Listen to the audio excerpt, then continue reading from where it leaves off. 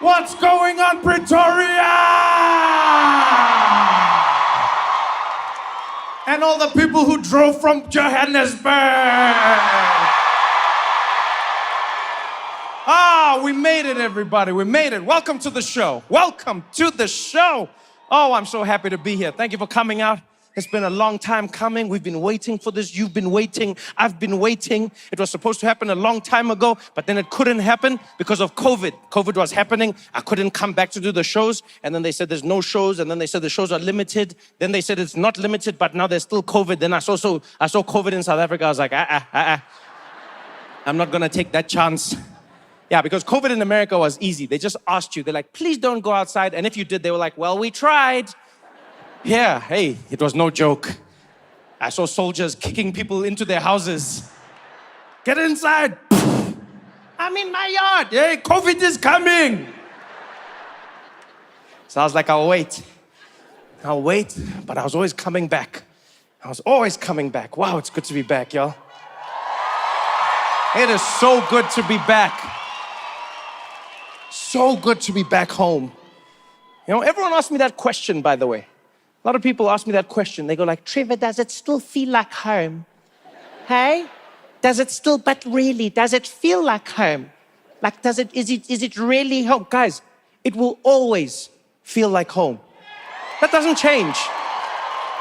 The people, the food, the culture, and most importantly, the reason it'll always feel like home is because even when I was in New York for 8 years, every few months, I would get an SMS from the SABC telling me to pay my TV license.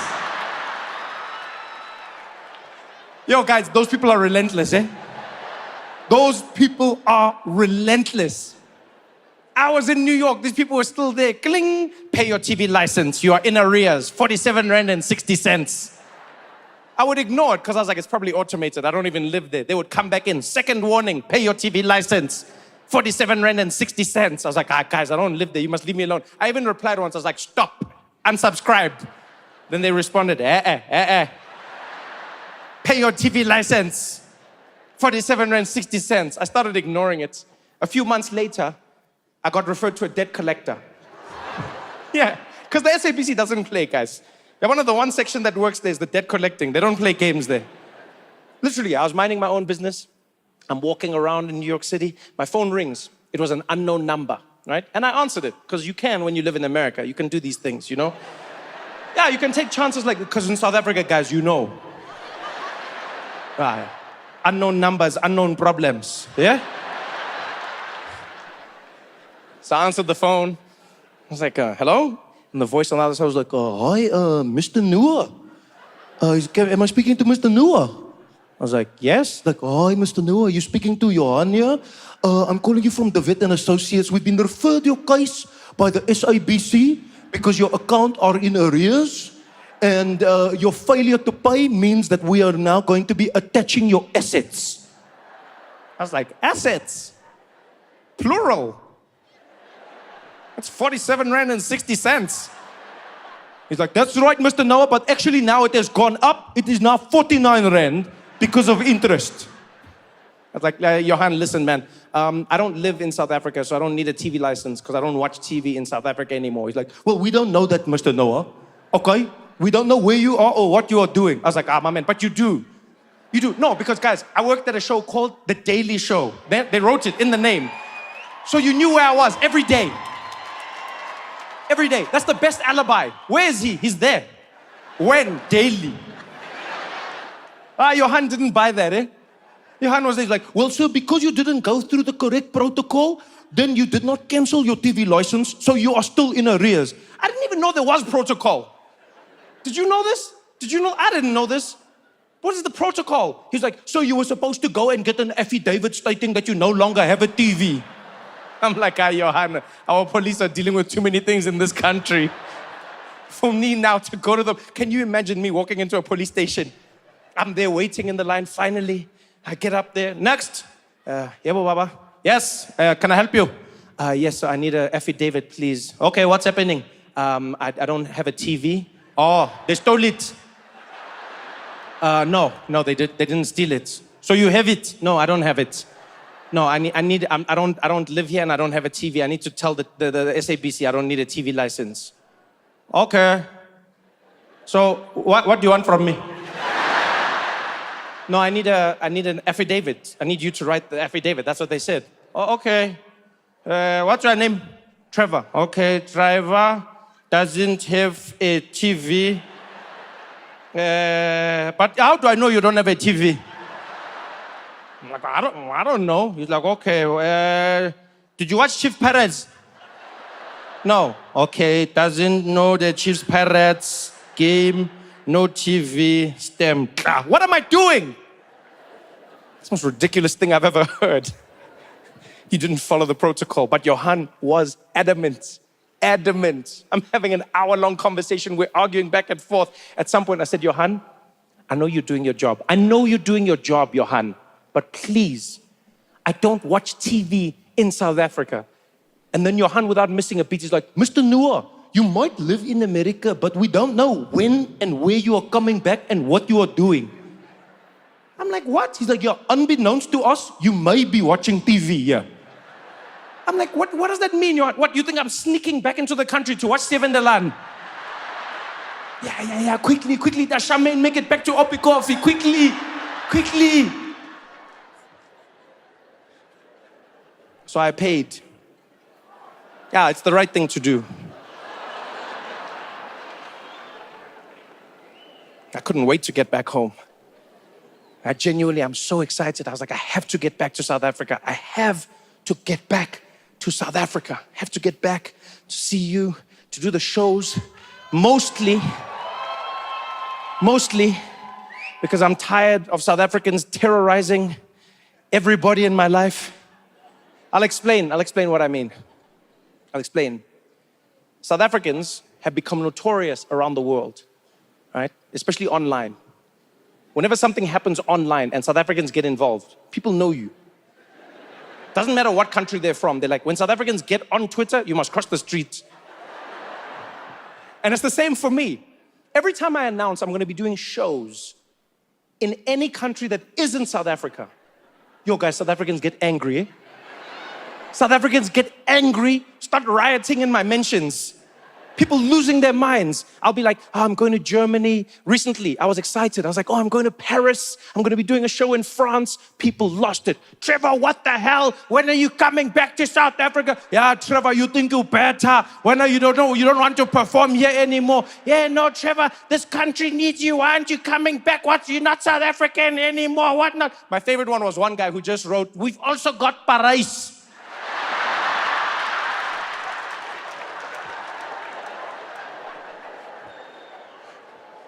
You know, guys, it's gotten so intense that even my team in LA is afraid of South Africans.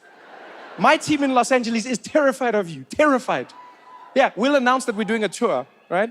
And the first time this happened, it was mind-blowing. One of my team members came up to me and he's like, yo, Trevor, dude, this is really exciting, man. We're launching the European dates. Everything's going live and we're gonna be kicking that off tomorrow. And I was like, oh, that's cool. So when do we go live? He's like, well, we're just waiting for South Africans to go to sleep. I was like, what? He's like, yeah, we just gotta wait for them to go to sleep. We've realized if we don't wait, then they come in, they're really angry that you're not coming home.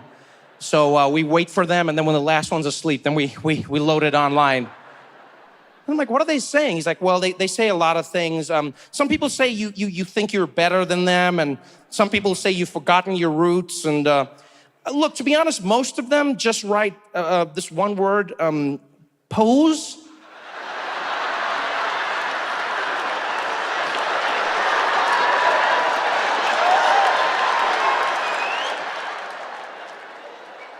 You know who you are.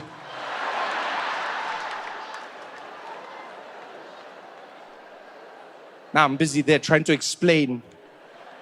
What does pose mean? It doesn't mean anything. Hey, it just means like crazy, you know?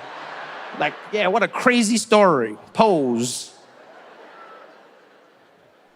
So I had to come back just to stop South Africans from terrorizing me online. You know? Yeah, you guys know who you are. I've learned, keep your friends closer and South Africans closer. I was so excited though, man. I was coming back home, flying back into the country. When you're heading back into South Africa, you're like, I wonder if it's going to feel the same. This is the longest I've been away. Longest. You come back regularly, you see family, do shows, and then there was this long break. And I was like, what's changed? But as soon as you land, you're like, no, guys, we've still got it, man. No, man, we've still got it. This country, from the moment you land in it, you feel like you're in a special place. You feel it. You know where you feel it? You feel it in the airports. South African airports are warmer than any other airport in the world. Every time you land in South African airports, you feel like you're welcomed home. It doesn't matter who you are. Have you been to airports overseas? Doesn't matter which country you go to. It seems like it's a trap. Like they're finding an excuse to kick you out. Where's your papers? Where's this? Where's that? Stand over there. Move. You're not supposed to be here. Get out of here. Nah, not in South Africa. Here, I feel like everybody can get in. I feel like we're on everyone's side. Fake passport, no problem, we can talk about it. Everybody's welcome. That's the country I want to be from. You land at Ora Tambo, you get there to passport control. They've got that little camera. That's my favorite thing. Have you seen that camera that doesn't see your face? It just sees like your colors, your temperatures. I don't even know what that's really for. Is it Ebola? Is it COVID? No, because I've noticed they never pull anybody aside. Like, they just show you your colors, and they're very adamant. They'll be like, look at the camera. Excuse me, look at the camera. Then you look there, and then you see like orange, red, all these different colors. And then they'll be like, look at the camera. Then you look, then they're like, you, purple. Okay, you can go.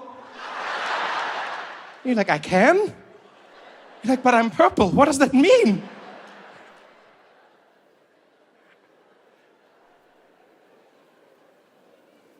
I love getting to passport control because that's when I have my first real interaction with a South African. And the people at passport control all have personality. This trip was even better. I'm waiting in line. Finally, they call me, next. And I go up there.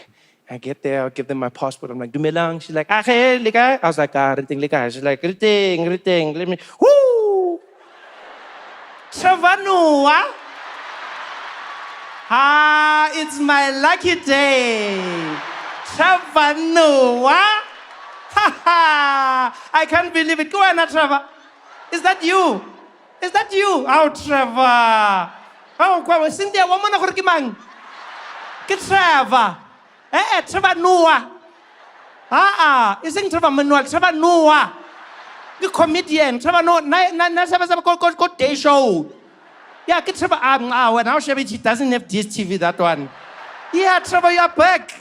Hey, look at you. You, Trevor, you are traveling, eh? Look how many stamps here. Trevor. Trevor, this is too much. You are not tired. Hi, Trevor. Bonafella, look at all these countries. Look here. Look, which country is this one, Trevor? What was this one? Moldova. You, Trevor. But you're back now, nah? How long are you going to be here? I was like, it's actually going to be a while now. I have more time. She's like, oh, really? Oh, yeah, because they fired you by the Daily Show, nah? I was like, what? No, I left. You left where? I left the show. They didn't fire you. I was like, no. Why did you leave? Were they paying you? Yes. And you left? Unalemaga. You are lying, Trevor. There's no South African that can leave a job when they are getting paid. That can never happen. You are just leaving a job, but they are paying you. Which South African can do? Even me, I'm leaving my job now. Wow, Trevor, why did you leave? Tell the truth, Trevor. What happened? What happened, Trevor? Did you steal something? Yeah? You can tell me, Trevor. What happened? Did you steal something? I won't judge you, Pella. We are South Africans. Yeah, Lina, I know sometimes how it can be. You don't even plan. You're just there. Then something can pop up. You're like, yay. Now it's like sticky fingers. It's just, you just want to. Pella, not Trevor. It happened to me, Lina, Trevor. Eh? Here at work, there was a stapler. I don't even know where it was from. This stapler was just there, Trevor. Yeah, Trevor. that stapler. Then I took it home, Trevor. You know, at home, we don't even staple, eh? We don't even staple, but now every day we are there, katakatla, Trevor. Where are you doing? What did you take? I'm like, I didn't take nothing. You are lying, Trevor. You are lying. I know why you are back. You're here for CCMA. You must do it. Yeah. They're going to pay you, Trevor. Welcome back.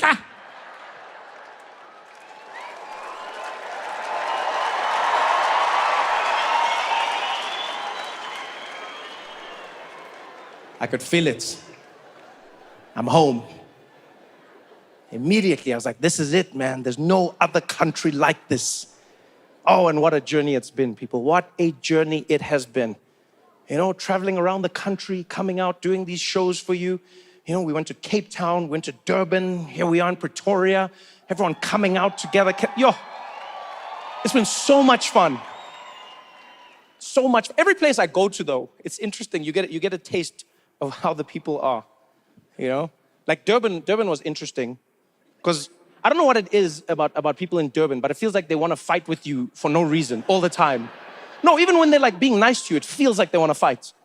You know? And I've noticed this, you know where I've noticed it is when you're taking pictures with South Africans, that's when you notice it.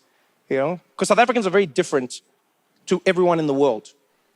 Especially with how they deal with fame. I've noticed this. You know, like overseas, fame is like a religion. Right? Especially like in places like America. You know, when you're famous there, people worship you. You know, you see people spotting a celebrity in the streets, like, oh my God, it's Beyonce. Ah! And then they faint. Ah! Ah! No, South Africans aren't like that. South Africans, you're not famous. I feel like in South Africa, people just know you. You know? Yeah, like here when I walk in the street, no one's like, ah! I hear people are just like, Trevor! Trevor! Yeah.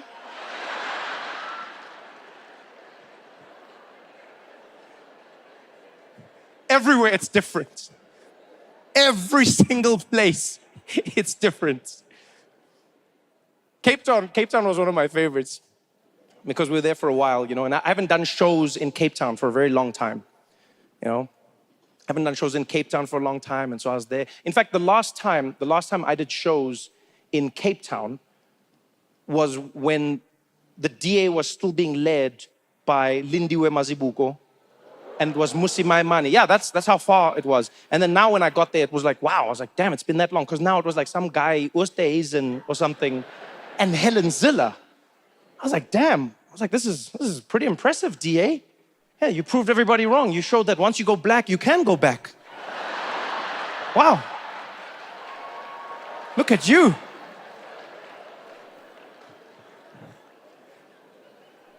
And Cape Town has flavor, eh? Cape Town has flavor. I'm walking in the streets one day, and they've got a beautiful city center there. And I'm walking on a street called Kloof Street. I'm walking along, minding my own business. And from across the street, almost a block away, I hear some guy screaming my name. Trevor! Trevor! And I turn, and I see, and there's a guy far on the other side who's wearing like blue overalls, and he's like, Trevor! And I look, and he's like, wait there! And he comes running. And guys, he said it with such confidence, I waited. I didn't even know, like, that's something that could never happen overseas. I can bet you money now. There's no one overseas who's like, Oprah, wait there! That's not a thing. This guy made me stop. Came running over. He was like, yo, Trevor, where masakant? Yeah, but I can't believe it. This is most you, nah? This is most you. Yeah, it's you most, nah? Trevor Noah. And I was like, yeah, it's me. He's like, it's not you. I was like, no, it's me. He's like, nah, man, you're not Trevor. You look like Trevor Noah. I was like, I am Trevor Noah. He's like, it's not. I was like, okay, it's not. He's like, it's most you, Trevor Noah. Yeah, it was you. Why are you acting like it's not you? I was like, because you said it's not me. You're trying to be funny here, Trevor. Nah? I can see you. Can I take a selfie there, Trevor? Can I take a selfie? I was like, yeah, let's take a selfie. He's like, okay. Yeah, let's take a selfie there. Let's take a selfie. I'm like, yeah, let's do it. He's like, you must do your phone there. I'm like, what? He's like, I've got a cock phone, Trevor. Take it with yours. You've probably got a nice phone, like an iPhone or something, but I'll take a picture there. I'm like, and then do what with it? He's like, you must put it there by your Instagram. Yeah, you must tag me. I also want the followers. I was like, yo, dude, Let's just do it with your phone. He's like, Trevor, okay, let's take it there. But you mustn't laugh, ne? You mustn't laugh because I got a scam song. You must relax. Okay, we're going to take a picture, ne? Hold on. Let me just delete something here. I just need to make some space here. Let me just delete some pictures. Because I didn't think I was going to meet you today, no? I didn't prepare for this. Now I just got to see here. I can't now. That's my girlfriend there. I can't delete that one. This is my mom. This is another picture. This is a picture. You see this one? I'm trying to buy this golf, ne? You see there? It's a Mark II, you know Mark II? Yeah, it's a limited edition, this one. Yeah, check that there. Hey, brah, this is almost a nice one. Hold on. Okay. We got it. You ready? Okay, Trevor, there. Yeah. Say cheese. And I was like, all right, cheers, man. He's like, Trevor. Yeah, bro. Look now. Look, you spoil the picture. I'm like, what are you talking about? He's like, brah, you must wait. I'm like, wait for what? I heard the sound. He's like, bro, on this phone, the sound and the picture is different. It's two separate transactions. I'm like, dude, what are you talking about? He's like, you must wait. Just relax. I'll tell you when you can move, okay? I was like, okay, fine. Okay, let's do it. Then he's like, okay, you ready? Say cheese. And I'm like, there, cheese.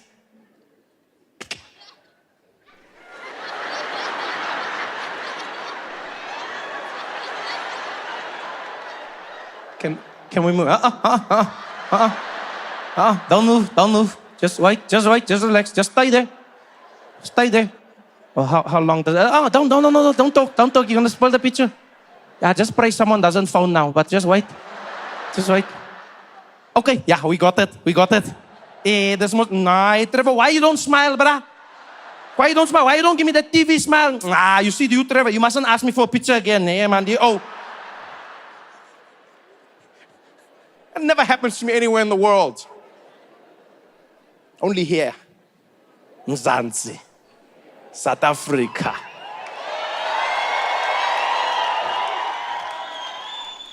It's been a wonderful trip. I don't know what's going to happen. I don't know how it's going to happen.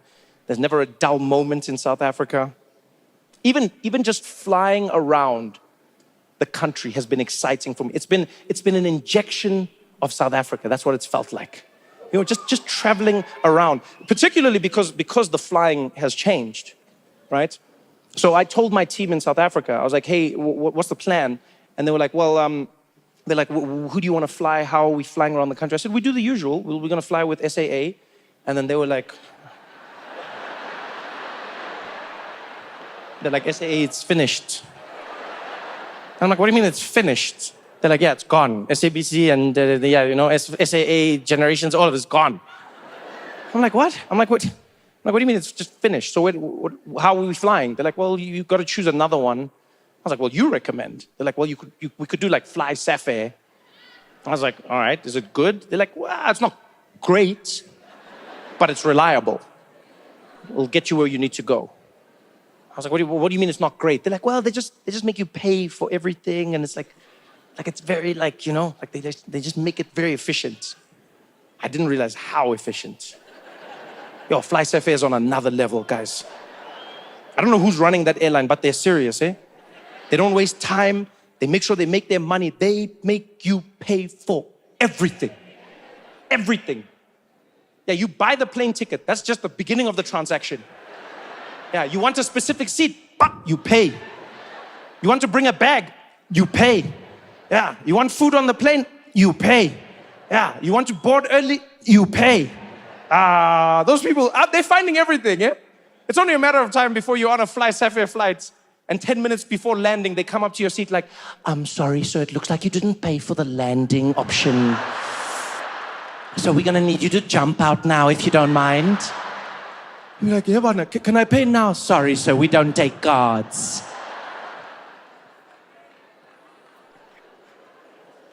I don't think I've ever been on an airline like Fly Safair. It was the most South African experience I could ever ask for. Everything was different. Everything. The flight was supposed to be 2 hours flying to Cape Town. It took 1 hour 30. Everyone said it's normal. How? How are you getting to a place 30 minutes earlier? You're flying in a straight line, in the sky.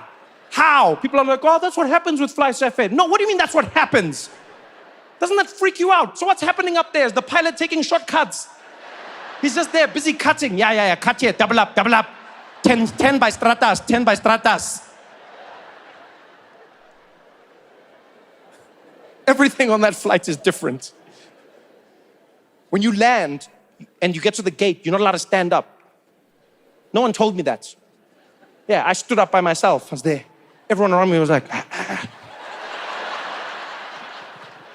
was like, I want to get my bag. They're like, oh, you must wait.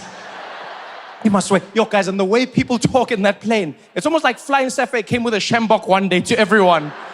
Because not a single passenger. I sat back down, I'm like, what do you mean? They're like, you wait for Safe to say you can stand. You don't want to see them get angry. What did they do to you, South Africa? You can tell me. That whole flight was different.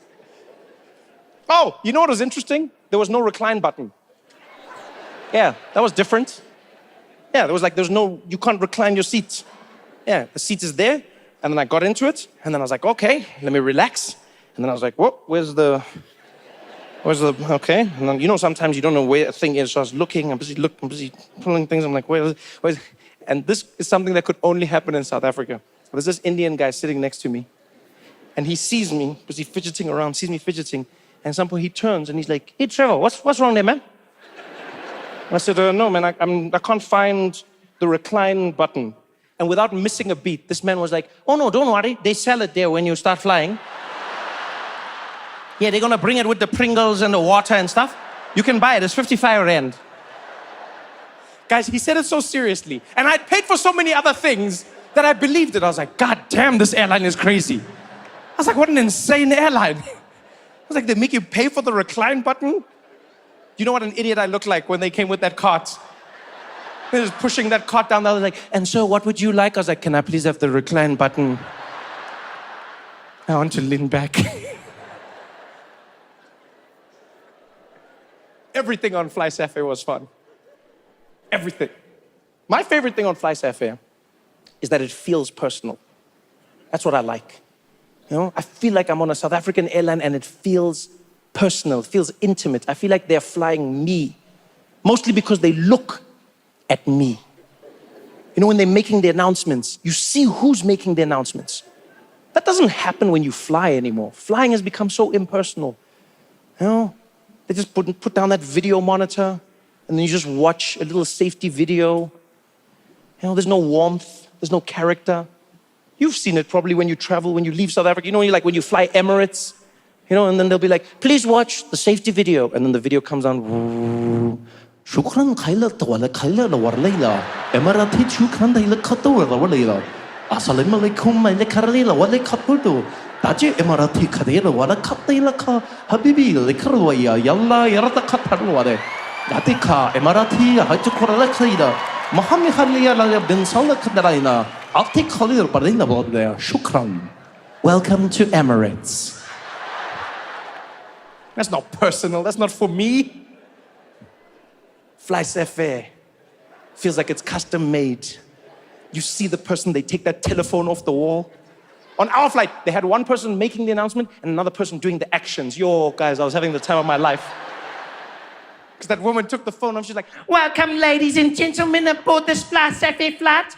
Please pay attention to the following safety announcement.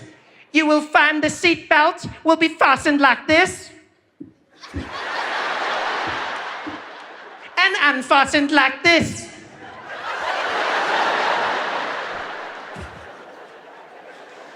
Just to make that person feel like they were actually doing something worthwhile, I did it with them. When they were like, unfasten, I was like...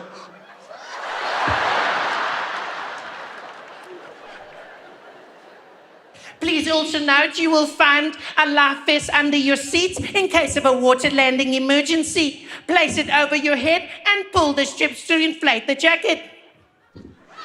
If it does not inflate, you can blow into the red toggles on either side.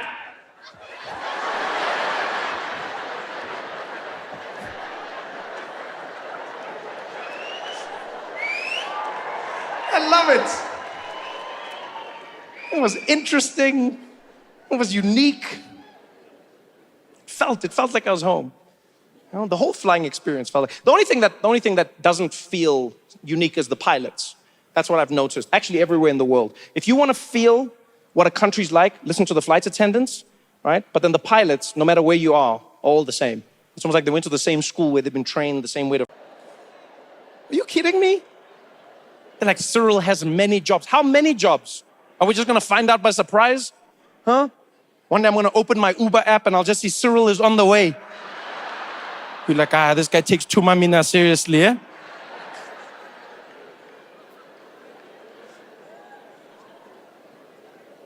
That whole scandal, man, all of it. The load shedding and Cyril and...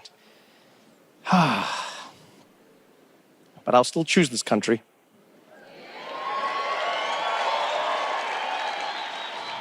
I still choose South Africa every day. I'll tell you that now. Tell you that now. Sometimes people will say to me, they'll be like, oh, Trev, you lucky, you got out. Oh, you got out, bro, you're lucky. First of all, I didn't get out. You make it sound like I escaped. I left to go and work. I always come back. People go like, you got out, right? You got out. Make it like I was in the plane, like, go, they're coming. Don't let them see me. Go. I love this country. I love South Africa more than anything in the world. It's in my bones. It's in the way I was raised. It's in the languages I speak. And I'll be honest, nothing makes me sadder than the way some people talk about the country. I don't judge them, by the way, because I understand. But, you know, like sometimes people will walk up to me and they think it's going to be like something we'll share. They'll be like, Trevor, South Africa it's terrible. It's the worst country in the world. Huh? Trevor, this country is rubbish. It's the worst. It's terrible. There's nothing worse than this. I'm like, look, I understand that you're frustrated, but like, be mindful of your words. This is far from the worst country in the world. It's far from it. Right? If there's one thing I hope people would realize is when you give up, that's when it truly fails. Right? It is not the worst country in the world. In my opinion, it is a great country that's going through one of the worst periods in its time. There's a difference. You can have a great country going through a bad time. It doesn't mean that it's now a bad country. We've got so many things to hope for. We've got so many things to work for, people. Are you kidding me? And then people will come to me, they'll be like, yeah, but Trev, it's easy for you to say, bro, but look at the looting and the riots. Yeah, guys, there's looting and riots in every country around the world. It happens when there's a lack of service delivery. You will see it anywhere. America was burning down at some point. Paris is burning every few weeks. Huh? Every few weeks. Have you seen them? And the French are angry. Petrol bombs everywhere. J'ai trop de les pattes de croître dessus. Allez de quoi de la merde. Se trotter du futur. Yes, I know they also loot and riot in South Africa, but at least here in South Africa, when they loot, they smile. That way I know it's not personal. They're shaking things up. One of my favorite lootings I ever saw was on the news. There was this guy who looted a TV. He looted a TV, guys. And it was a short guy, and he was running with the TV, and he was like, yeah. And you could see he was having the best day ever. Yeah. And while he was running with the TV, another guy came who was bigger than him and grabbed the TV. And he was like, And then the big guy took the TV. And then he ran away with it, gone. And this little guy, I've never seen a human have so many emotions in 30 seconds. Yeah. 30 seconds earlier, this guy was in heaven. He was there running with his new TV like, yeah, where's the police? 30 seconds later, he was like, where's the police?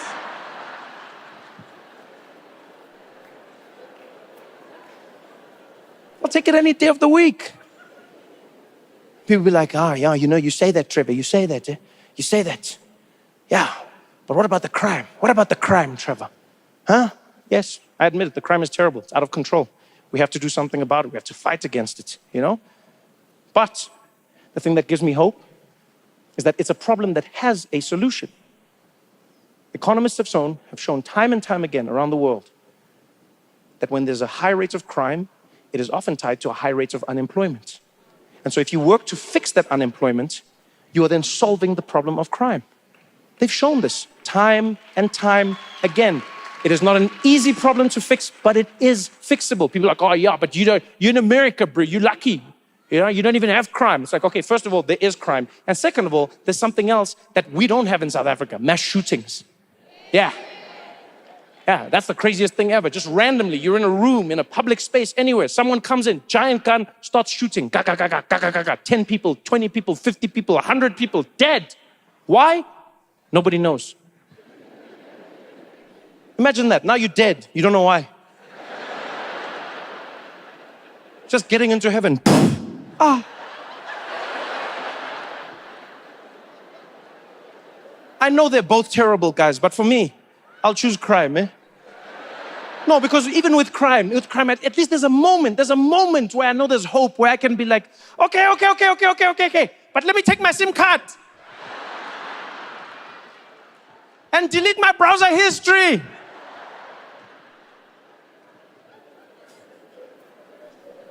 I'll choose South Africa any day of the week. These are things I think about. I have to think about them. Because now, I've lived in America for so long that they say that soon I'm going to be given a US passport. Right? You say woo because you don't know what it comes with. Tandaga, you're clapping already. Yay! Didn't even ask about terms and conditions. Because I read the terms and conditions of having an American passport.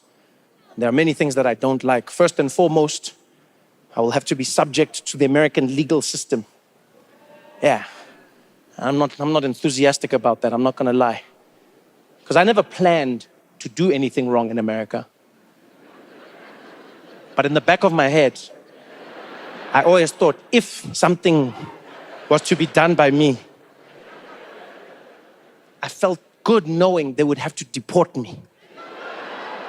They would be like, you're guilty, you're deported. And I'll be like, no. And then I'll come home and be like, Maracas, you must know, South Africa, you guys know, you know what happens sometimes, man, you never know.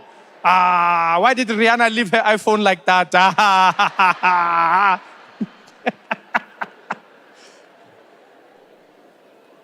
No, but I seriously don't want to be involved in the American justice system. Because they say it's justice, but it's terrifying. You don't know how they'll treat you. You don't know why they'll treat you. The scariest part for me is what happens in courts. Because they have a jury system in America. I'm terrified of that. Terrified of it. For those who don't know, I'm sure you've seen it on TV, but for those who don't know, the American system is very different to the South African one. In South Africa, you have the judge, you have the prosecution, and you have the defense. Right? That's who your case is working with, and the judge decides. The judge has studied, they're learned, they know what's going on. And you can talk to them on their side. I'm joking. But I like knowing that person had to go to school to figure out whether I broke the law. In America, it's a different system. They have a judge, they have a prosecution, and they have a defense, but they also have a jury. A jury. 12 people who are randomly gathered, randomly picked, who decide your fate. These people do not need to have studied the law. They don't need to understand the law. They don't even need to have watched Law and Order. Now they're deciding your fate. Dun, dun. I don't want that in my life. Yeah, I don't want that, and I don't want to be on a jury either. That's what comes with getting an American passport. You now have to be on a jury. I don't want to be on a jury. You know why? Because I'm South African. Yeah, and you're probably wondering, what does that mean? I'll tell you what it means. I read the rules of being on a jury, and I realized South Africans can never be on a jury. Yeah, because there's certain rules when you're on a jury. One of the most important rules right at the top of the list is if you are on a jury, if you're serving on a jury, you may not express your feelings or emotions about anything that is happening during the case. You may not talk about it, and you may not, during the case at any time, on the trial, you may not on the bench, you may not say anything. Anything, yeah, when the jury is standing, like you can't express, you can't do anything. South Africans, immediately disqualified. You tell me which South African is gonna be able to sit there during a trial, hiding all their emotions. Which South African?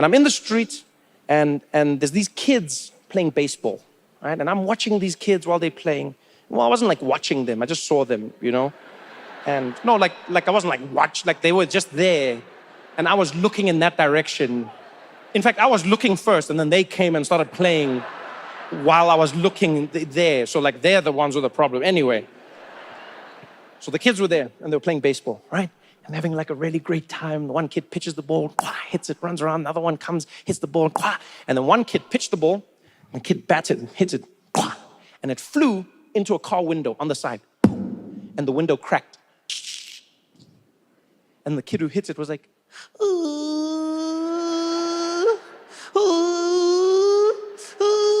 and then the kid who threw the ball, he was like, and then the other kids who were just standing around, they were like, and then soon it was 10 kids all crying at different times. I can't have children like that. One broken window, 10 children crying. Guys, that'll never happen in South Africa. What is the point of that? I remember what it was like growing up. We'd be outside in the streets playing. Everyone was there busy with the soccer ball. Busy having some fun playing diski. Someone would kick that ball too hard. Ball would fly over the wall, hit someone's window.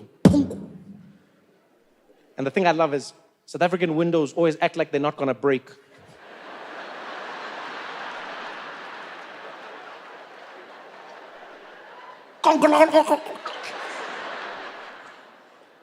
And then the kid who kicked the ball, they'd look and they'd be like,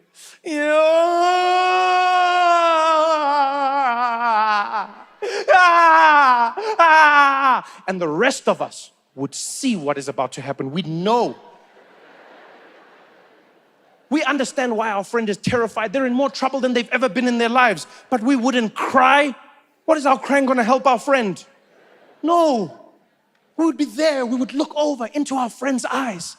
We'd stare at them and we'd be like, I love banana. You broke the window. They're gonna hit you. They're gonna kill you. And then we'd take the ball and be like, see you tomorrow. Those are the kids I want. That's why I want South African children. You kidding me? And the most important reason I want to have children that are South African is because I want children who have culture and respect. Culture and respect. You take that for granted as a South African. The way we treat each other, even in the toughest times, you take it for granted because you're here. But guys, South Africans, we're truly a cut above the rest. Like, you think I'm wrong. You think I'm lying. Go, walk anywhere in public where there are other South Africans. Fall flat on your face. Pa! Tell me there's no South African there who will feel your pain. You'll fall. Bah! They'll all be there like, sorry. Ooh, sorry. Ach, shame, man. Ach, nee, man. Ach, shame. Ach, fooi toch, man. Ach, shame. You know that doesn't happen overseas. Yeah. There's a lot of countries around the world where no one cares about what happens to you if they don't know you. I saw this firsthand in New York. I was walking through the street, and there was this old lady who just come back from grocery shopping, and she was carrying her bag. And this lady was old, guys. Like old. Like old. Like old. You know, like old. Like old. Like she was knocking. You know what I mean? Like old. Old. Do you know what I mean? Yeah, like even where like the angel of death was there walking with her, like, anytime I know I'll just be here in case. Like old. I'm talking about old. You know when you're so old, every morning you wake up shocked, like, I'm still here. Like that old. And this little old lady was walking with her bag. She had a little plastic bag with groceries. And as she got to the middle of the street, the bag burst. And all the vegetables that were inside her bag scattered on the ground. And vegetables, you all know, is the worst thing to drop. Yeah, because nothing runs like vegetables, eh? Have you seen vegetables when you drop them out of a packet? They go in every direction, like they know you were gonna murder them. Guys, they're gone. Those vegetables, especially onions. Have you seen onions? They land and they're like...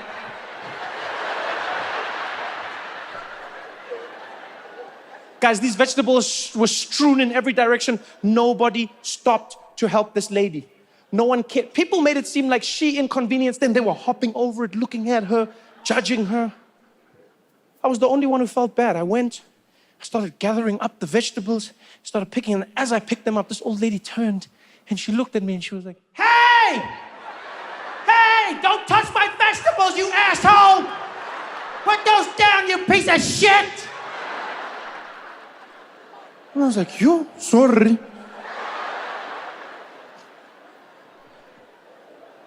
I don't want that for my kids. I want them to grow up in a culture where there's respect and care. Respect being one of the key ones. I've been traumatized by children in America.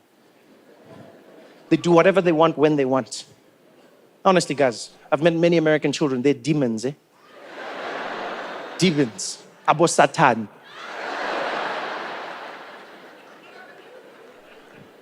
I'll tell you a story. One day, I was in a movie theater, minding my own business, watching a movie. Next thing I know, this kid starts kicking my chair. Right? Now, I don't know what's happening at first. I'm just sitting there minding my own business, and all of a sudden I feel the chair start shaking. So I'm like, "Oh, is this a 4D movie?" And then I'm like, "No, man, Barbie's not 4D. And then I realized no one else is shaking around me. So I turn and I look and then I see these little feet kicking the chair. And so I turn and I'm like, "Hey, excuse me, hey, what are you doing?" And this kid is sitting there and he just looks at me. I'm like, "What are you doing?" And then, like a seat away, his dad is there. And he turns and he's like, What happened? Hey, did something happen?"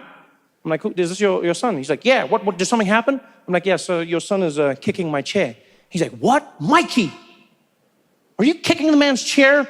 Then I'm like, "Oh, why are you asking? I just told you he's kicking my chair. Why are you asking Mikey? Obviously, Mikey's being accused of something. You should just, you think I'll just turn around in a movie to just," anyway. He's like, did you kick the man's chair?" And Mikey just looks at his dad like this. He's like, "Mikey, you don't kick people's chairs. That's not nice.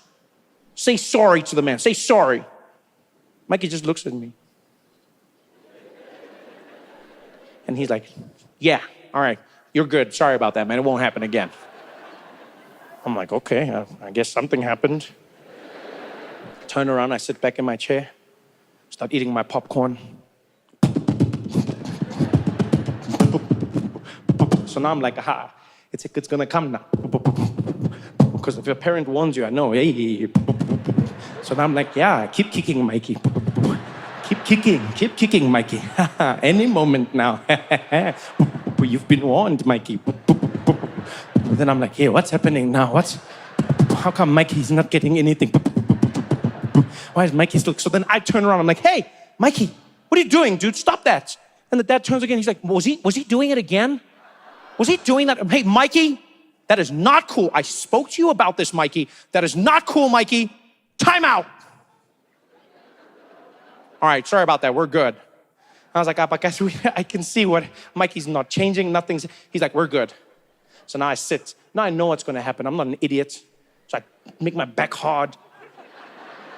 I wait. Mikey first kick. He's like, I jump up. I'm like, "Mikey. Dad's like, I'm sorry, man. I don't know what to do." I'm like, "You don't know what to do? You don't know what to do?" I'm like, "Elena, something." And then I realized he couldn't do anything, and Mikey knew it. Mikey looked at his dad like this dad couldn't do anything to him. He looked at me like I couldn't do anything to him. I even tried to take it into my own hands. I looked at Mikey, I was like, "Mikey, stop it." And Mikey was just like, then I tried every South African trick, guys. Every South African trick. I looked at Mikey and I was like,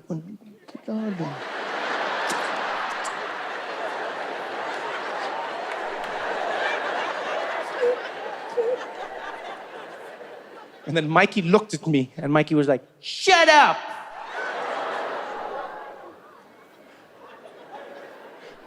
And I was like, I can't do anything. And so I turned and I looked at Mikey Mikey looked at me and I was like, you know what, Mikey? Pose.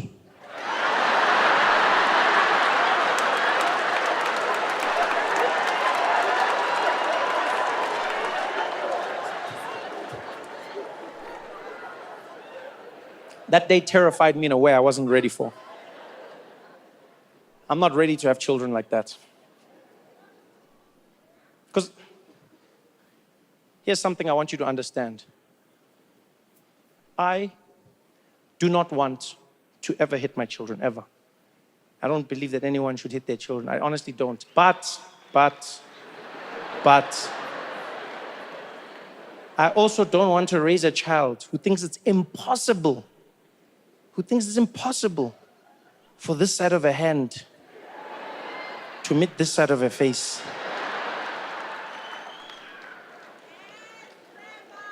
I need the kids to know that there's consequences in the world, even if it's not from me. I promise you now, I don't want my kids, I don't want to hit my kids.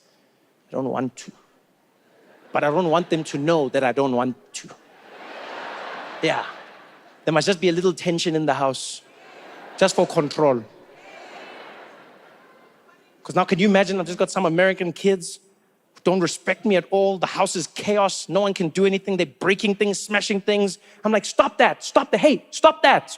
Stop that. Are you listening to me? Yes, Trevor. Trevor. I'm daddy.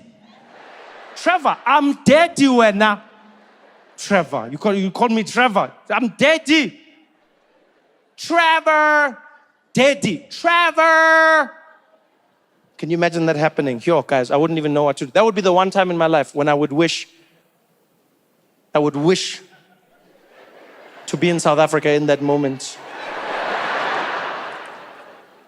Not that I want it to happen, but I would just wish for that moment that I could be back in South Africa, instantly teleported, there with this little kid. I'd look at him and be like, what did you say? Trevor! Come here, buddy, come here. Can I tell you something? What? You see there? You see the time? It's 1:55. That means in 5 minutes, the electricity is gonna cut.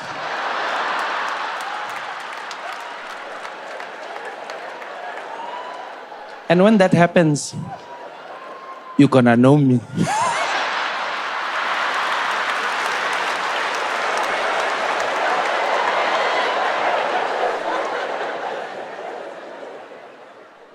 Because it's gotten insane.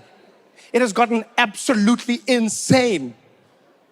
And South Africans have adapted. South Africans have adapted. You don't even realize how much you've adapted because you are you the whole time. But as somebody who's seeing you coming back, I'm like, guys, there's a level of resilience that South Africans have now that I wasn't used to.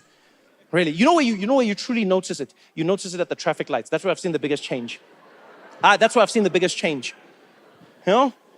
Because when I left, there was one thing I knew and one thing I knew for certain. South Africans know what to do when the traffic lights are not working. That's something I would have bet all my money on. Why? Because we learned about it. You knew it when you did your K53. Right? If you actually did your K53. They taught us in that lesson. When a traffic light is not working, you treat it as a four-way stop. It was very simple. These cars go like this. Those ones go like this. These ones, then these ones. These ones, then these ones. It worked like a charm. Then load shedding, stage 1, stage 2, stage 3, 4, 5, 6. Have you been at the traffic lights now? Guys, I didn't know what was going on. I did not know what was going on. It's like Mad Max out there. It's like the apocalypse. Literally, you just get there. Everyone's there at the same time. Everyone there like, go. You'll see. Some people don't even stop. You have no clue what's going on. None whatsoever. It's wild. One day I was in four ways. I drove to a traffic light that was out. Ne? And I see it from far. I'm like, okay, the traffic lights are not working. I'm driving. I'm getting ready. As I get there, a homeless guy jumps out.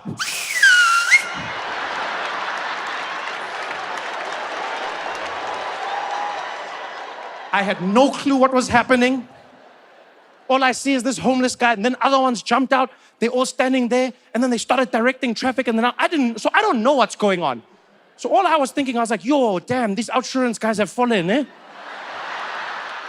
Yes. Then I realized it was homeless guys, and they were doing an amazing job, guys. They were doing a phenomenal job. They were pulling the cars, telling people when to turn, doing what. People were putting 10 rand out the window as they were driving past. They were grabbing it, keeping everybody moving. People were listening. So many people were listening. I could not believe it. One day, you know what blew my mind? We're driving, get to the traffic lights. Everybody stops.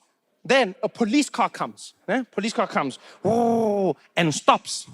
Literally, the homeless guy was like, and the police car was like, And now I thought the police are going to get out and do something about the traffic lights. So I looked at them, and then I'm like, you could see the police were there like, he's working. Yambona now. Uyasebenza lo muntu. And then they just sat there with all of us. Waited for the homeless guy. Then he was like, and then the cops were like, sharp. Everything has changed. Everything. But the one thing I'm not used to yet is the chaos. I don't know when to go. I don't know who goes when now. Some people are turning while other people are going straight. Then you're between each other. Everyone's hooting. Beep, beep, beep, beep, beep, beep, even taxi drivers are on the side like, guys, guys, this is not safe, guys. Man. If everybody's a taxi driver, then who is a taxi driver, guys? Guys. That's our thing, man. This is cultural appropriation. You know who's truly toughened up over the last few years? Who's truly toughened up the most? White women. I know all South Africans have gotten tougher, but white women, I am the most proud of you. When I was last doing shows in South Africa years ago, white women were fragile. They were brittle. Any change in direction would crack them. You would see, have you ever seen, you'd see white women back in the days, things would go wrong. They'd be like, I just can't. I just can't. I mean, like, you're living in a country where I swear to God, it's just, because I was driving today and they just cut you off. And you're at the robots and you've got these guys knocking on the window. I just can't. Zuma must go. I can't. I can't do this. I can't. It's too much. It's just too much. It's too much. And the chickens at Nando's have gotten smaller. I don't know what I can't. White women were brittle. And then I don't know what happened over the past few years. But they have toughened up. They have truly toughened up. It's almost like these white ladies were in their garages training every day. Because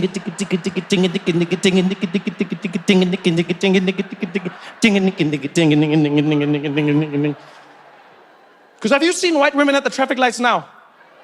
Have you seen white women during load shedding at the traffic lights? You better pray to your God when you meet them, eh? They're taking no prisoners. White women now, they've turned into the new taxi drivers, guys. You'll see them driving in during load shedding, peak traffic. They pull in there with their Hyundai Sonata. They've got their arm out the window, accepting any challenger. They're there driving in. You think you're going to cut them off. Beep, beep. They're like, futsek wena.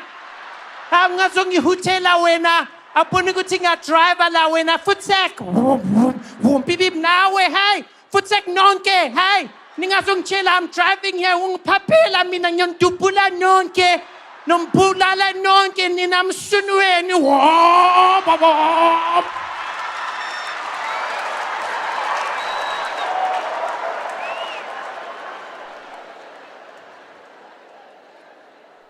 Wow!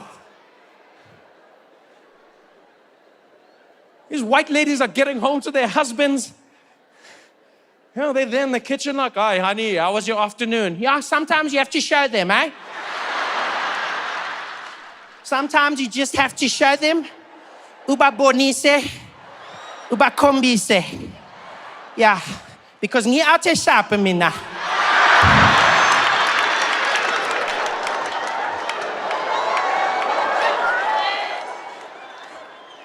Yo, Pretoria, you guys have been amazing, man. Thank you so much for coming out. I had such a great time with all of you. Johannesburg, thanks for showing out. South Africa, we did it, baby. Thank you so much. I love you guys.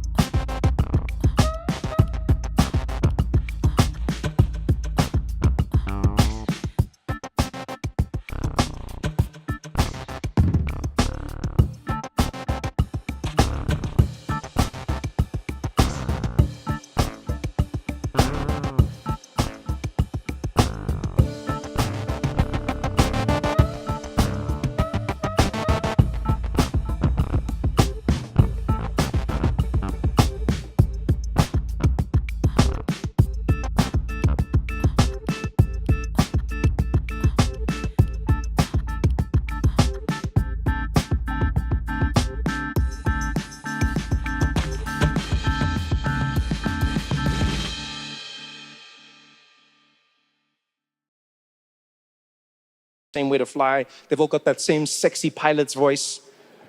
Yeah, you know what I'm talking about. Like, flight attendants can sound however they like. You know, they do that thing. "Welcome, ladies and gentlemen." No, there's no pilot like that. When pilots come on, they always do that thing of theirs. Boom. Welcome, ladies and gentlemen. Aboard this Fly Safe flight. This is your captain, John Davies speaking, and I'm going to be taking you down. It's going to be approximately 2 hours. We're just waiting for the last few bags to get loaded, and we're going to be closing the doors, heading off shortly in a northeasterly direction. Taking to cruising. Like, why are they always running out of breath? Is there a reason that pilots cannot complete one single sentence when they're making announcements? Every time that they're like, We're going to be at a cruising altitude of 35,000 feet. it always sounds like they're getting head in the cockpit. Can anybody tell me why? Why does it sound like every pilot is receiving immense amounts of pleasure and they can't get a single sentence out? Every single pilot. It's like someone started just before they started. They were there and they're like, no. Welcome, everybody. Let me introduce you to your cabin crew on this flight. In the rear, we've got Tandeka, we've got John, and we've got Liesl who are going to be looking after you. Up front, my co-pilot, Mr. DeFette's going to be looking after us. Flight time should be not too long. Keep your seatbelts fastened in case of any unexpected turbulence. I'll let you know once it's safe to move around, but until, sit back, relax, and enjoy the flight.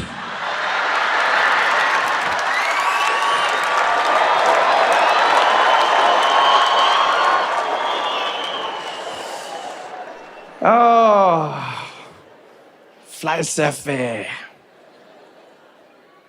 Felt like home. Ah, man, love you too. Thank you for coming. Thank you for being here. You don't understand how I miss this, guys. You know, how I miss doing shows back home, how I miss being home, you know, watching the news, talking to people, getting a sense of what's happening. You know, there's nothing like being in the country, feeling it. You know, because I like when I was coming back, I was like, I wonder if is it going to be the same? Is it going to have changed? Will I still understand? And then, look, 99% of it, I still understand. The 1% I've realized is because I was away for too long. Yeah, because the country moves in a direction. Right? That's just what happens. And the longer you're away, the less you move with the people. I've noticed that in small things. I need to catch up to where South Africans are in certain things. You know, one of them being load shedding. Yeah, no, I'm behind when it comes to load shedding. Yeah, because when I left South Africa, when I left, like load shedding was like 1 hour, maybe every few weeks. Do you know that type of thing? And now when I come back, they're like, it's stage 6. And I'm like, is this Mario Brothers? I didn't even know. Just every single day. Tlangan, tlangan, tlangan.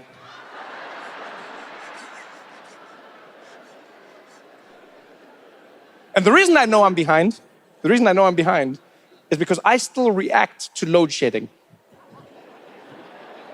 That's it, I react. I've noticed South Africans, you don't flinch anymore. Nothing. Now when the lights go out, I'm the only idiot who's like, load shedding. And you see people around me like, oh, where's this guy from? He doesn't even know load shedding. Welcome to the future, buddy. What an idiot. South Africans have had load shedding for so long now that I don't know if you've noticed this, but you've started becoming load shedding connoisseurs. You know, I've heard conversations where people are talking about load shedding, and they'll be talking about their favorite load shedding. People be sitting there and they'll be like, you know, I'm not gonna lie, my favorite load shedding easily is like 2 a.m. to 6 a.m. That's like the best load shedding. That's when you want load shedding, eh? Because like you're already asleep, right? It doesn't bother anything, it doesn't mess anything up. That's like the best load shedding ever. People are there fighting. No, I think 1 p.m. to 4 p.m. Guys, you're crazy. No, that's the best. Let me tell you the best. My favorite load shedding. Guys, you can't have your favorite bad thing. Are you kidding me? How long has this been going for that you're like, this is my favorite? You can't have a favorite bad thing. That's like someone being like, yeah, my favorite plane crash is the one that goes like this. That's my favorite one. My favorite load shedding. It's ridiculous. People have moved, people have changed. There's dynamics I don't understand. You know, I'm trying to get used to it. For instance, the last time I was doing shows here, when load shedding would hit, the lights would just go out, and that would be it. Like when you were at a shop, the lights would go out, and that was that. And then now everyone has generators. And so now there's a pause, but I didn't know about this. And I've noticed that the lights go out, and when they do, everyone in South Africa just stands where they are.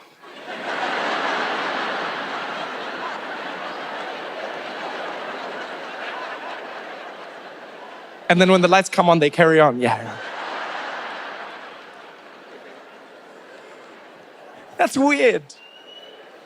At least have fun in the load shedding. Huh? There's a moment of darkness. Make it exciting, make it creative. I've started figuring out some things. You know, like at the Checkers that's next to my house, what I do is whenever I'm shopping there, I know that the load shedding, between the load shedding and the generator kicking in, it's 45 seconds. So what I'll do is, if the load shedding hits in that 45 seconds, I'll just take boxes off the shelf and I just stack them into like a tower, and then I'll step away from it. Then when the lights come back, it's like, I'm like, Kibuloy. I just try and make things interesting.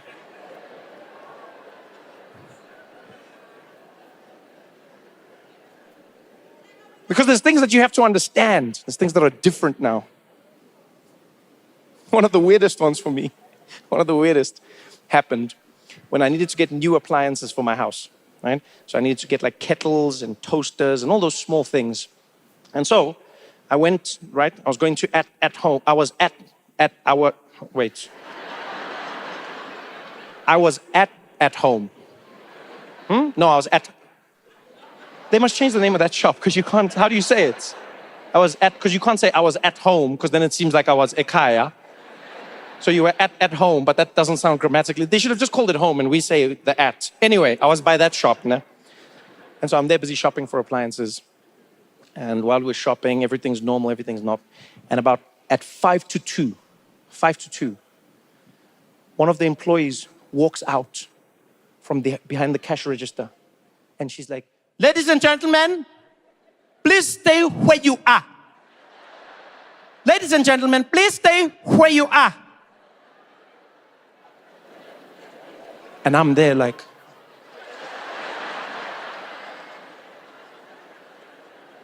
did we win something? And then without missing a beat, the security guards at home closed the doors, and then they locked the gate.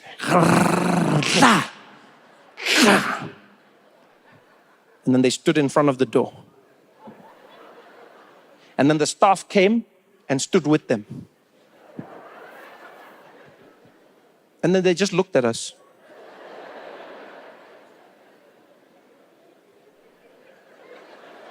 Now, I don't know what's happening. South Africans who've been here know exactly what's going on. I just saw people lock the gates, block the entrance, and stare at me like they're challenging me. So in my head, I'm like, oh, this is Squid Game. I'm like, things have gotten so bad in South Africa that now you have to fight your way out of a shop. Like literally, while they're staring at me, all I'm thinking in my head is, and then the lights go out. And they come back. And she's like, thank you very much, everybody. You can continue. And then they open the shop. And then everyone just carried on like nothing happened. Everyone was just there doing their thing. I was stunned. I'm looking at everybody like this. So I go to the counter. Hello, guy. See the guy's name tag. I'm like, Eta, how's it, my man? Tabo, ne? He's like, sure. I'm Trevisto. How are you, my brother? I'm like, I'm grand. Buena? He's like, I'm good, my man. I'm good. Sure. How can I help you?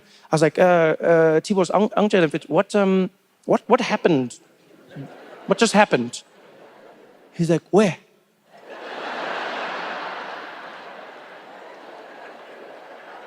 Everywhere, Tabo. Everywhere. What just happened everywhere? You just locked the shop, looked like you were threatening us, and now everything's gone back to normal. He's like, oh, hey, son. No, Trevor, it's because of the load shedding. And it's I'm like, no, Angiti, that doesn't explain anything. What happened? He's like, hey, you haven't been here for long, ne? So you see, Trevor, ne? Because of load shedding, what started happening, ne, was some of the customers, ne, they started realizing that when the load shedding hits, ne, the sensor there by the door, it's not working. You see? So then, those customers started coming just before load shedding. Then they were filling their trolley, just filling it up. We were even watching like, we are doing well today. These people, it's not even month end. They were filling the trolley. Then they were standing by the door. Then the lights was just going, zoom. Then these ones were, bah. Then the lights was coming back, zoom. Then the shelves were empty. It was like a magic trick, Trevor. Yeah, then the owner of the shop came. They didn't believe us when we told them what happened because the camera was also off because of load shedding. Then they said we are the ones who stole it. And because we are responsible for stock control, we decided as the staff, we are going to do something about it. So now, when we see it's going to be load shedding, 5-2, we just close the door and we lock. And then we just stand there where we can see each other. Yeah. Does it make sense?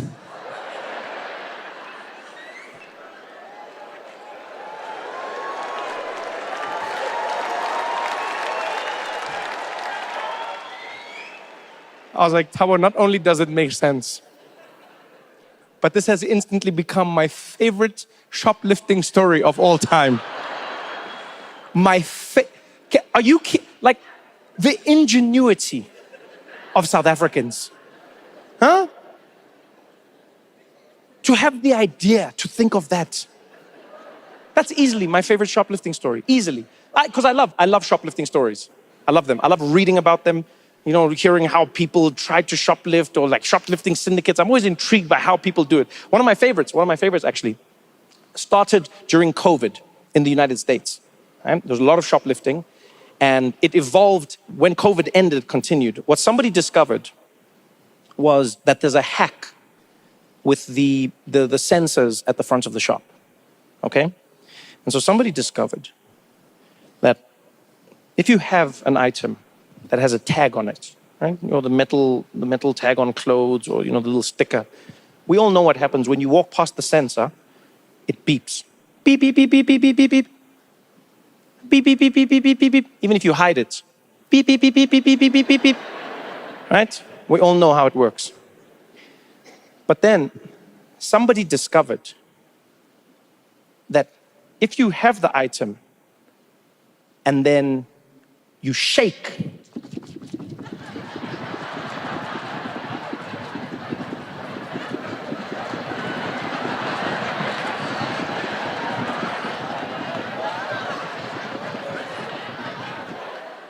it doesn't beep. I swear on my life. Guys, it went viral on TikTok. People started doing it. You must try it. You must try it. You must. No, I'm not saying you must steal, guys. I'm not saying you must steal.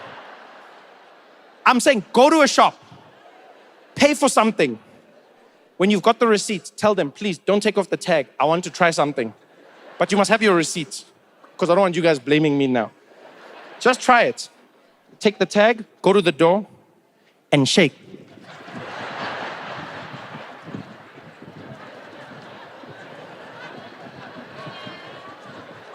It doesn't beep.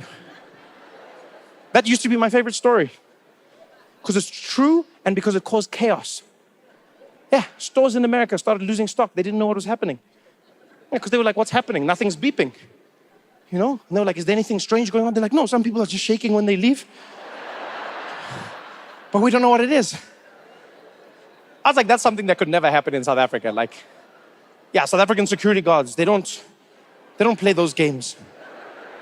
Because one of the parts that made the story extra special in America was that some security guards didn't want to stop people from leaving the store shaking because they didn't want to offend anybody who might be shaking for other reasons. Yeah, and then they didn't want to offend people. But here, there's no one who's afraid of offending anybody. Which, you think there's a security who's scared of wokeness? Ah. In South Africa, here, the security guard, he'll just look at you and be like, hey, stop shaking, wana. Hey, susheka apa. Hey. So that used to be my favorite story, by far. Until what I learned at home. Because here's the thing I want to know about this. Who was the first? Eh? Every story has a beginning. Who was that pioneer at home who discovered a flaw in the system and then took advantage of it? Who was that person shopping with their family, buying things for the house, pushing the trolley around, casually, just there, like, no, don't get a breadboard, get a breadboard, get a knife there as well, yeah, but get a knife set as well. Obviously, you want to buy. No, Did you get Dinesh? You got the kettle? No, why are you getting Brabantia there? Why are you getting Brabantia? We don't need Brabantia, right? That's expensive. Don't just get a cheap one there. Yeah, it's for your mother-in-law. Relax. Bring there. Yeah, put it in, right? No, because we got to get all the things right for the housewarming. And then what we're going to do? Boom, damn it, the load shedding. Oh, the trolley. Hey, damn it. Hey, the trolley went out the shop there. For a moment, I thought.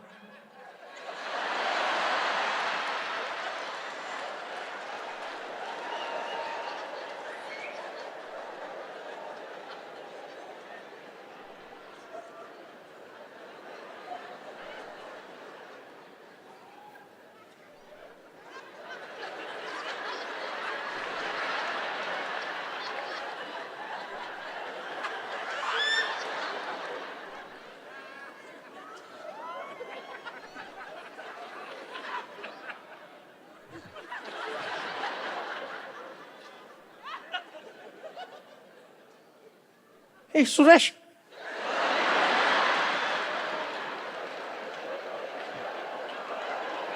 Did you hear that? No, I didn't hear nothing. Exactly.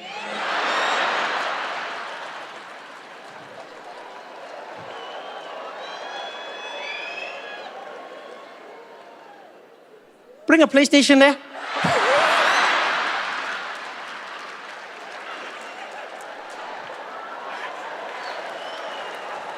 I want to meet that pioneer. You guys don't believe me, go and shake, you'll see.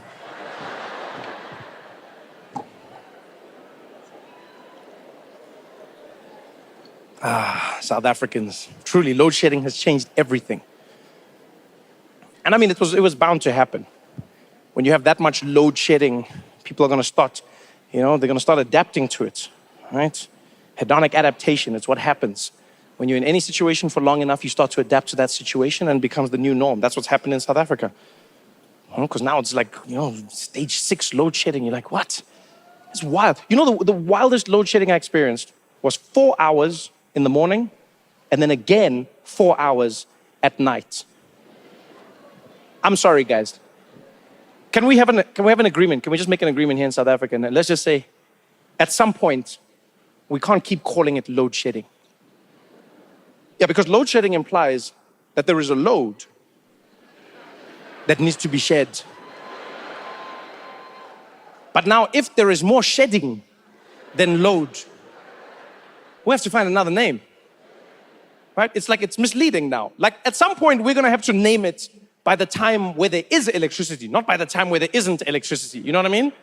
Yeah, at some point, you're just going to be like, it's time for Power Hour. That's right, ladies and gentlemen, it's time for Power Hour. That 1 hour in the day when you get electricity to use all of your appliances. Our number one contestant for today is Tembi. Tembi, what are you going to be doing with your 1 hour of electricity? I'm going to be using my blender to make a smoothie. Ha ha, Tembi, that's it, Power Hour. Proudly brought to you by Eskom. Oh, man. Oh.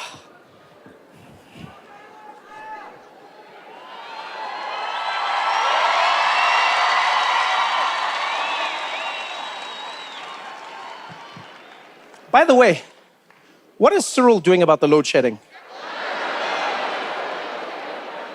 No, I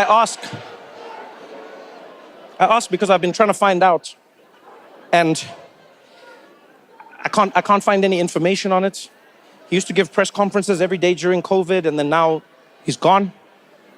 What is he doing? Do you know? Because I can't find nothing. He's doing nothing? That's an interesting approach. It's a really interesting one. I'll be honest, man, I don't know how to feel about Cyril's presidency. I don't know how to feel about Cyril's presidency. Because he was promised as the person who would bring consistency, right? I didn't know it would be like consistent load shedding.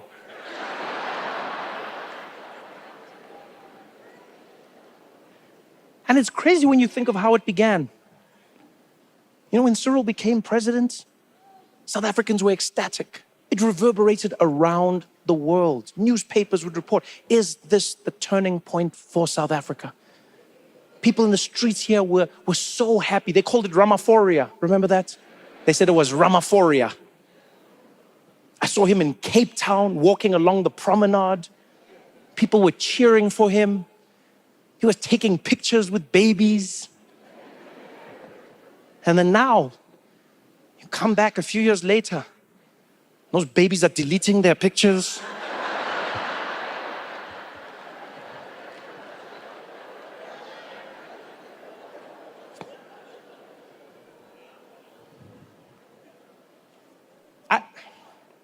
I feel like Cyril is the most disappointing president this country's ever had. Honestly, I feel like Cyril is the most disappointing president this country has ever had. Not the worst president, not the worst president, the most disappointing president. There's a difference. There's a difference, yeah. Because we all know who the worst president was.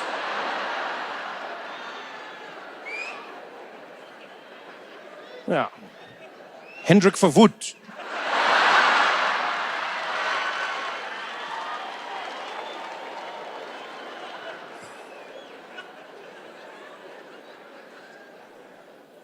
But Cyril is the most disappointing. The reason I say disappointing is because disappointment lives in the gap between expectation and reality. Cyril came in at the highest level of expectation. And now we're sitting here in a reality that's so far from what we expected. You know? Whereas with Zuma, say what you want about Zuma. Say what you want about Jacob Zuma. We weren't disappointed.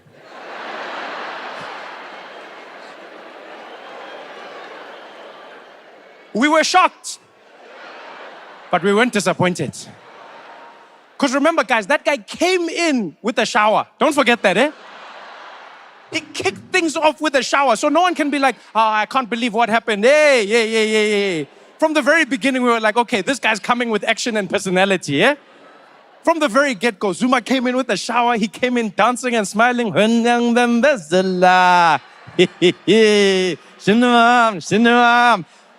We were like, all right, we're going to be in for a ride. And that's exactly what we got. That's exactly what we just didn't expect that degree, you know? If you think of it this way, it's like South Africa is a car. If you think of South Africa like a car, the president is the person driving that car. We're all the passengers. You know, we're there, we're paying for the petrol, we're paying for the maintenance, all of it, and the president's driving. You know, and when Zuma came in, we could see, hey man, this guy, you know, it's going to be interesting. You know, and he came in there, I'm ready to drive. And everyone there was like, Jacob, are you drunk? And he was like, no, I'm wasted. And he got in that car and he drove it like it's never been driven before. He crashed into everything. He broke every speed limit. At some point, he started selling the parts to the Guptas. Take the battery, we don't need it.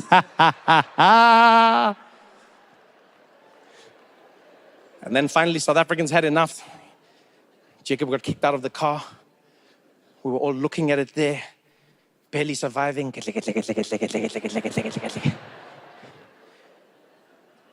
And then we're like, who's the next driver going to be? Who can drive this car next? And the DA was like, we can drive. And we're like, we're not ready yet. Yeah. It's too soon.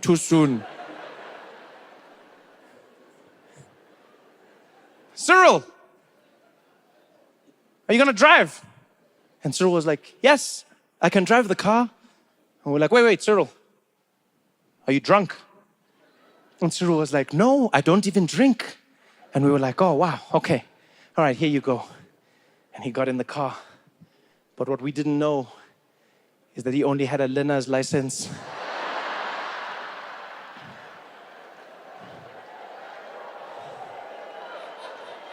Because he sat in that driver's seat, he put his seatbelt on, he looked down and he was like, whoa, it's a manual.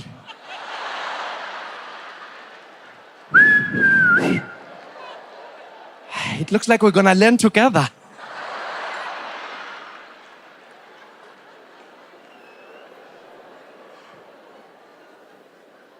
Because I'm sorry, man, I just feel like sometimes Cyril he just lacks conviction. You know, that's what it is. I think that's what a lot of people feel. It feels like he lacks conviction. He'll come out and be like, I'm gonna fight corruption, I'm gonna fight it. And it's like, are you fighting it though? You know, it doesn't feel like you fight. Like if you're gonna fight corruption, fight corruption. And if you're gonna be corrupt, be corrupt. You know, just lukewarm. Like even his scandal, even Phala, what was that? Huh? What kind of scandal was that? Guys, come on, man. What kind of scandal? And not nuclear weapons, you know? Not giant contract, no. Buffalo.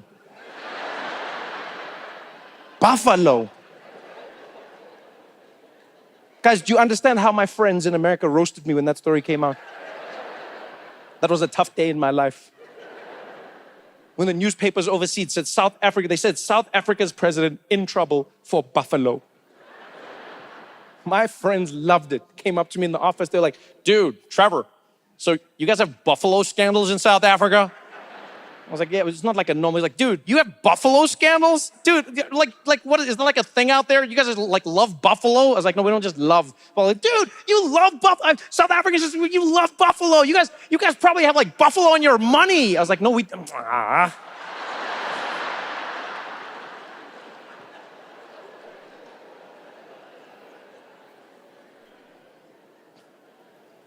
That scandal was terrible. Pala pala. What was that? They found 11 million rand. They said that Cyril had 11 million rands worth of dollars in his couch. In his couch. What kind of couch was that? It must have been an L shape, eh? 11 million rands worth of dollars in cash. And then the office of the presidency said he didn't know. He didn't know. So he's never dropped the remote. Not even once, just like, hey son, yo. I don't know what was worse, the scandal or the way the office of the presidency responded to South Africans about the scandal. It was insulting at times, right? At first they were like, this is completely normal. There's nothing to see here. Completely normal. What are you talking about? They're like, yeah, no, you can have some money in your couch. Yeah, maybe 7 rand, guys. Then they went on to say, South Africans must calm down. Cyril just has other businesses that he also does. Other businesses. I don't know about you, but I'm not comfortable hearing that my president has side hustles. You're the president of a country. Why are you doing anything else? It's not like you need spare time. There's no electricity. What do you mean you're doing other things? Are you kidding me? That doesn't make me feel safe. Guys, if I'm on a flight, the last thing I want to see is the pilot coming out of the cockpit like, yeah, nick next. Ah, nick next. Ah, pecan bites, mama. Ah, pecan bites. Ah, nick next. I'm like, yo, why aren't you flying the plane? Ah, you never know, Baba. Back up plane.